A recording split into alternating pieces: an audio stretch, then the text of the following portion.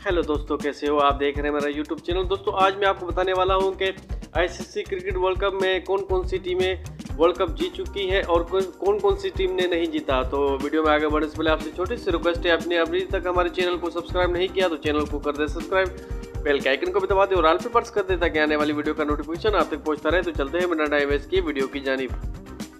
Cricket world cup में सबसे पहले जीतने वाली टीम 1975 में वेस्ट इंडीज विनर बनी, दूसरी बार 1979 में भी वेस्ट इंडीज विनर बनी और तीसरी बार 1983 में इंडियन ने अपना वर्ल्ड कप जीता और चौथी बार अगर बताएं आपको तो 1987 में ऑस्ट्रेलिया विनर बनी, 1992 में पाकिस्तान विनर बना और 1996 में श्रीलंका।